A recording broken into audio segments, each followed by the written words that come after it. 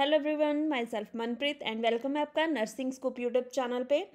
So we are discussing the most important MCQs for upcoming staff nurses और nursing officer exam and all these MCQs are very important if you are preparing for NCLEX, RN or PN exam. Okay, so this is the part 5 and if you are visiting this channel first time then do subscribe the channel for upcoming notifications. And अगर आपको content इस channel का अच्छा लग रहा है then आप मेरी सपोर्ट के लिए वीडियोस को ज़्यादा से ज़्यादा शेयर कर सकते हो, लाइक कर सकते हो एंड अपनी फीडबैक कमेंट सेक्शन में प्रोवाइड कर सकते हो। एंड ऐसी और MCQs को अटेम्प्ट करने के लिए टेलीग्राम चैनल है नर्सिंग स्कूप का, आप उसे ज्वाइन कर सकते हो। ऐसे ही हमारा फेसबुक पेज है, इंस्टाग्राम पेज है, आप वहाँ पे जाके हमें फॉलो कर सकते हो। सो चलिए स्टार्ट करते हैं आज की वीडियो का first question.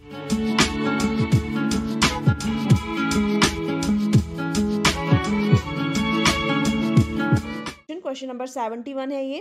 A client with renal insufficiency has a magnesium level of 3.6 mg per dl. So on the basis of this lab value, the nurse interpret which sign as a significant. So यहाँ पे renal insufficiency है patient को and जो magnesium level है that is 3.6 mg per dl. So सबसे पहले तो आपको पता होना चाहिए कि नॉर्मल सीरम मैग्नीशियम लेवल कितना होता है। सो जो नॉर्मल सीरम मैग्नीशियम लेवल होता है डेट इज 1.6 to 2.6 mg पर डीएल। तो यहाँ पे वैल्यू है 3.6 मीन्स के नॉर्मल से ज़्यादा है मैग्नीशियम लेवल। सो जब भी पेशेंट की बॉडी में मैग्नीशियम लेवल नॉर्मल से ज़्यादा होगा, हाइपर स्टेट में होगा, देन दो चीज़ें होती हैं, एक होता है न्यूरोलॉजिकल डिप्रेशन, एक होता है respiratory depression. Neurological depression means कि पेशेंट को ड्रॉजीनेस रहेगी, सिडेशन, लेथार्जी होएगी, मसल वीकनेस रहती है पेशेंट को, रेस्पिरेटरी डिप्रेशन होगा, ब्रेडिकार्डिया होगा एंड हाइपोटेंशन होगी। So here in this case फिर ऑप्शन डी भी गलत हो गया, ऑप्शन सी भी गलत है, ऑप्शन ए भी गलत है।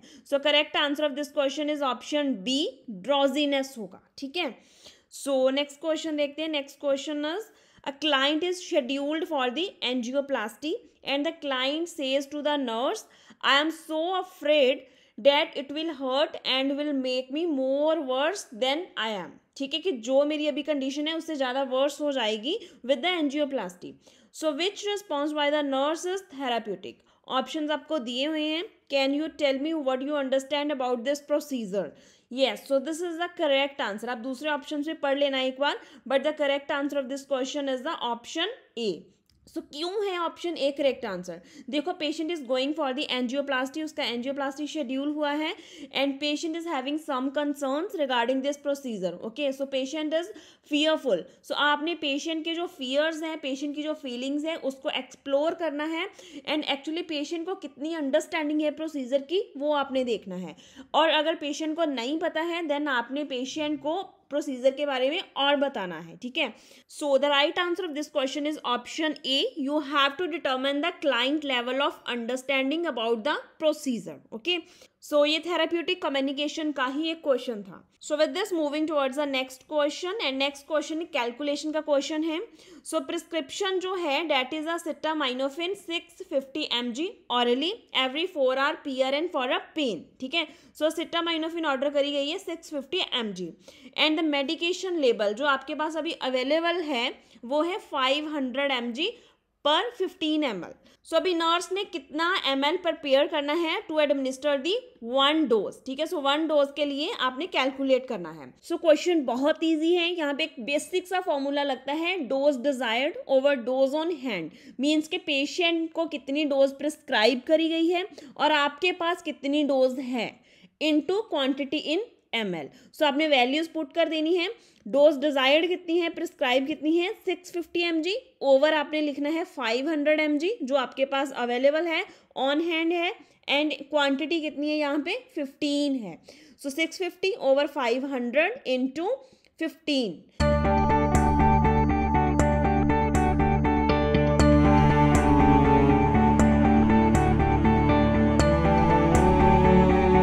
सो इसको सॉल्व करने के बाद जो भी आपकी वैल्यू आएगी that will be your answer. So आपने वैल्यूज इस फॉर्मूला में पुट करनी है एंड अपना आंसर कमेंट डाउन कर देना है in the comment section. So next question देखते हैं। Next question is emergency department nurse is caring for a child suspected of acute epiglottitis. So which intervention apply in care of the child? Select all that apply. So यहाँ पे case है epiglottitis का। So epiglottitis is a serious obstructive inflammatory process and this actually required the immediate attention and here maintaining the patent airway is the priority. ठीक है, सो इस question में कौन कौन सी स्टेटमेंट, कौन कौन सी इंटरवेंशन सही हो सकती है वो आपने आइडेंटिफाई करनी है। ऑप्शन ए है ऑब्टेन अ थ्रॉट कल्चर। सो अभी हमने डिस्कस करा कि it is a obstructive inflammatory process and आपने एयरवे को मेंटेन करना है। सो जब आप थ्रॉट कल्चर लोगे तो क्या होगा, एयरवे ऑब्स्ट्रक्शन और ज़्यादा इंक्रीज हो जाएगी। सो ये तो कंडीशन को और ज़्यादा खराब करेगा। So option A is the inappropriate intervention.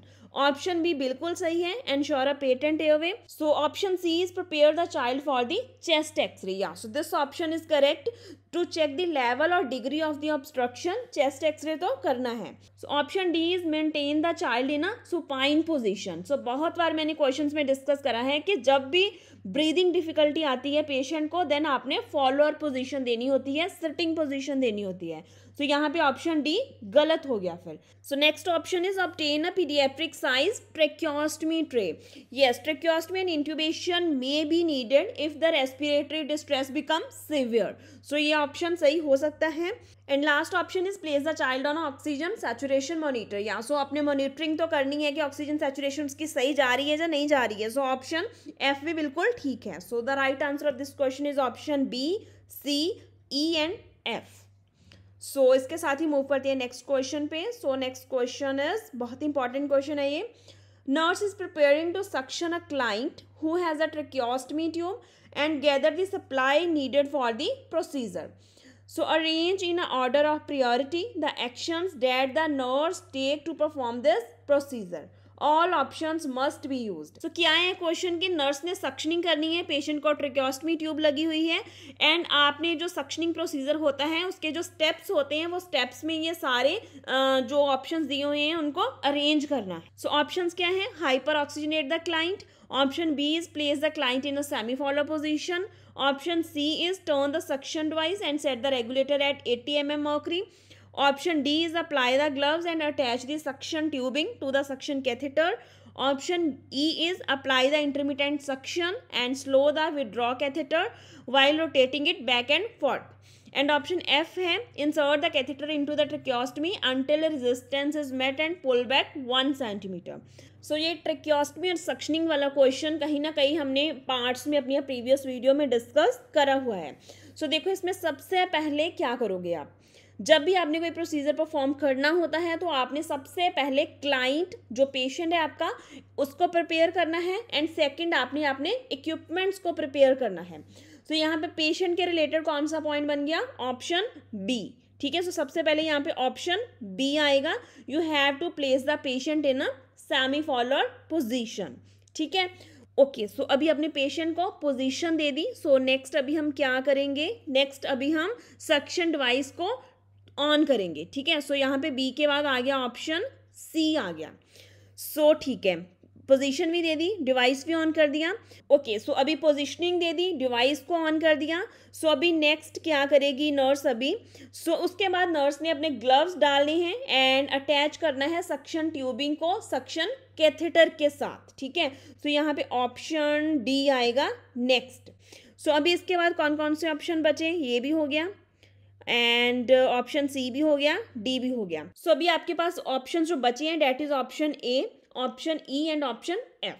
सो आपने एक्चुअली सक्शनिंग करने से पहले पेशेंट को हाइपर ऑक्सीजनेट करना होता है, मीन्स के प्री ऑक्सीजनेशन करनी होती है. Why, so that to prevent the hypoxia. सो यहाँ पे ऑप्शन ए आएगा नेक्स्ट इसका आंसर. सो ठीक है, आपने हाइपर ऑक्सीजनेशन कर दी. उसके बाद क्या करना है, उसके बाद आपने इंसर्ट करना है कैथेटर को इनटू द ट्रेक्योस्टमी. कब तक इंसर्ट करना है, जब तक रेजिस्टेंस नहीं आ जाती. जैसे रेजिस्टेंस आएगी देन आपने 1 सेंटीमीटर पुल बैक करना है कैथेटर को एंड उसके बाद आपने अप्लाई करना है intermittent suction while slowly withdrawing the catheter. ठीक है, सो ऑप्शन ए के बाद आ गया फिर आपका ऑप्शन एफ एंड लास्ट आपका बना option E. So this is the right sequence. So बहुत बार हमने ये क्वेश्चन डिस्कस करा है और यहाँ पे अभी एक और क्वेश्चन भी बनता है जो मोस्ट कॉमनली पूछा जाता है नर्सिंग एग्जाम्स में कि जो आप यहाँ पे सक्शन अप्लाई करते हो, मैक्सिमम कितने टाइम के लिए आप अप्लाई कर सकते हो, कितने सेकेंड्स के लिए आपने सक्शन अप्लाई करना होता है एक बार में।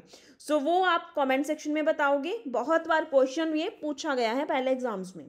सो चलिए ये आपका करेक्ट सीक्वेंस हो गया। अब इसके बाद देखते हैं question number 76। So a client who experience a myocardial infarction is being monitored by a cardiac telemetry. So the nurse notes the sudden onset of this cardiac rhythm on a monitor. So ये cardiac rhythm आनी start होगी on a cardiac monitor and nurse should take immediately which action. So अभी nurse क्या action लेगी while watching this cardiac rhythm. So options are taking a client BP, then initiate the CPR. Option C is place a nitroglycerin tablet under the client tongue, and option D is continue to monitor the client and then contact the healthcare provider. सो अगर आपको ECG देखनी आती है, आपने cardiac arrhythmia अच्छे से पढ़ा है, देन आपको देखते ही पता चल गया होगा कि this is the case of the ventricular fibrillation, because उसमें कोई पी वेव नहीं क्लियरली दिख रही, कोई QRS कॉम्प्लेक्स नहीं दिख रहा है। So this is the case of the ventricular fibrillation and the goal of treatment here is to terminate the ventricular fibrillation promptly, okay, and to convert it into the organized rhythm. So जैसे ही आप ये rhythm identify करते हो on a cardiac monitor, आपने ये सारी intervention करके patient का और अपना टाइम वेस्ट नहीं करना है, बिकॉज आपके पास टाइम नहीं होता है उस टाइम पे। सो सबसे पहली इंटरवेंशन आती है डिफिब्रिलेशन, एंड इफ आपके पास डिफिब्रिलेटर उस टाइम पे नहीं है, then immediately you have to perform the और इनिशिएट द CPR, ठीक है। सो यहाँ पे राइट ऑप्शन बनेगा option B. Clear? So with this, moving toward the next question. Next question is, a nurse is caring for a client who just returned from the recovery room after undergoing the abdominal surgery. So अभी patient की abdominal surgery हुई है, and nurse should monitor for which early sign of the hypovolemic shock. So nurse ने early sign identify करना है hypovolemic shock का. So the options are sleepiness. So sleepiness is not an early sign of hypovolemic shock. The patient is actually have undergone the abdominal surgery. So after the surgery, this can be the expected outcome. So this is not a sign of the hypovolemic shock. So next है increase pulse rate. Yes, so increase pulse rate is the definitely it's a early sign of the hypovolemic shock. So यहाँ पे right answer यही होगा option B. So increased depth of respiration होगा, but this is not an early sign. It is a late sign of the hypovolemic shock. And increase orientation to surrounding, this is an expected finding because अभी patient का anesthesia का effect slowly जाएगा and उसकी जो orientation है towards the surrounding वो increase होगी. So इसका hypovolemic shock के साथ कोई लेना देना नहीं है. So the right answer of this question is option B. Okay, so with this, moving towards the next question. So next question is, a nurse is reviewing the record of a client with Crohn's disease. So patient is suffering with the Crohn's disease. So which stool characteristic should nurse expect to note in this client record? So options are diarrhea, chronic constipation, constipation alternating with diarrhea, then stool constantly oozing from the rectum. सो देखो crown disease क्या है। Crown disease हमने पहले भी discuss करा था कि it is a inflammatory disease, it is a ulcerative disease of the intestine. So particularly this affect the terminal ileum. Okay, so इसमें जो स्टूल करेक्टरिस्टिक होता है क्रोन डिजीज में वो कॉन्स्टिपेशन नहीं होगा, ठीक है, कॉन्स्टिपेशन इसमें होती ही नहीं है।